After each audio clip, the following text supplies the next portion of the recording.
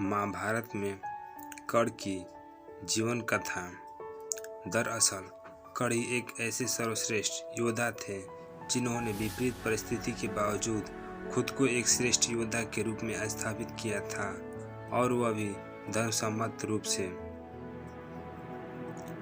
आओ जानते हैं कर्ण के बारे में वे तथ्य जिनके कारण उन्हें महान योद्धा माना जा सकता है।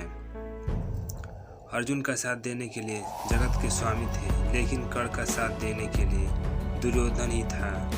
अर्जुन पूर्णतः श्री कृष्ण पर आश्रित थे, जबकि इधर दुर्योधन खुद कर्ण पर आश्रित था। कर्ण को द्रोण ने वह संपूर्ण शिक्षा नहीं दी जो उन्होंने पांडवों या कौरवों को दी थी। फिर भी कर्ण ने परशुराम से बची हुई शिक्षा ग्रहण की थी।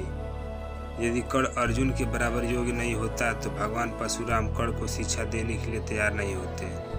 कर्ण एक सच्चा मित्र होने के साथ साथ ही दानवीर भी था।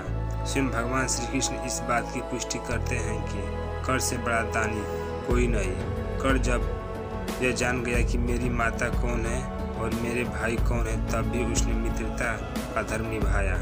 श्री कृष्ण की योजना के तहत कर्ण के कवच और कुंडल को छल पूर्वक अर्जुन के पिता इंद्र द्वारा हथियार लेने के बावजूद कर्ण ने युद्ध को एक योद्धा की तरह लड़ा। कर्ण ने जरासंध को अकेले हराया था। वही भीम ने श्री कृष्ण की मदद से जरासंध को छल के द्वारा मारा था। कर्ण के पास भगवान परशुराम द्वारा दिया गया शिव का विजय धनुष था। यह धनुष जिस भी योद्धा के हाथ में होता था, उस योद्धा के चारों तरफ एक ऐसा अमेघ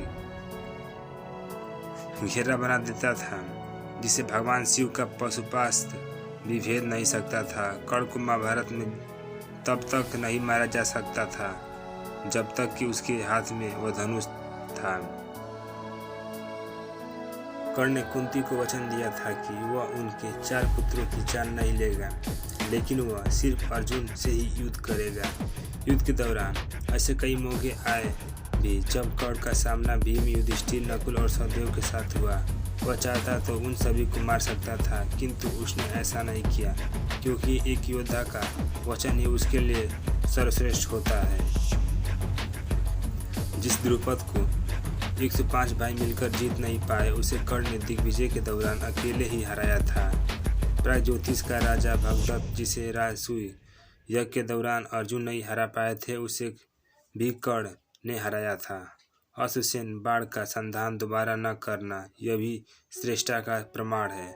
अश्वसेन एक नाग था जो कर्ण के धनुष पर चढ़ गया था और उसने कहा था कि तुम मेरा संधान करो तो मैं वहां पहुंचकर अर्जुन को डसकर अपना बदला पूरा करूंगा, क्योंकि अर्जुन ने खांडव के समय मेरी माता को मारा था। लेकिन कर्ण ने अश्वसेन को इनकार कर दिया था। जब श्री कृष्ण ने कर्ण को यह बताया कि तुम पांडवों के सबसे बड़े भाई हो, तो कर्ण ने कहा कि हे कृष्ण, मेरी मृत्यु तक पांडवों को यह मत बताना कि मैं उनका बड़ा भाई हूँ, अन्यथा उनकी लड़ाई मेरे प्रति कमजोर पड़ जाएगी। कर्ण की यह बात सिद्ध करती है कि वह पांडवों के प्रति किसी भी षड्यंत्र में शामिल नहीं था। फिर भी युद्ध के सामने योद्धाओं की तरह ही लड़ा।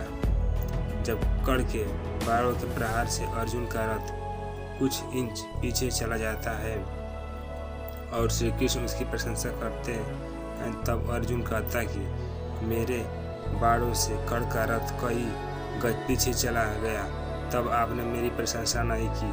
अर्जुन की इस बात पर भगवान श्री कृष्ण कहते हैं कि कर्ण के रथ पर कर्ण और महाराज से ले बैठे हैं, परंतु तुम्हारे रथ पर यानी भगवान नारायण और महावीर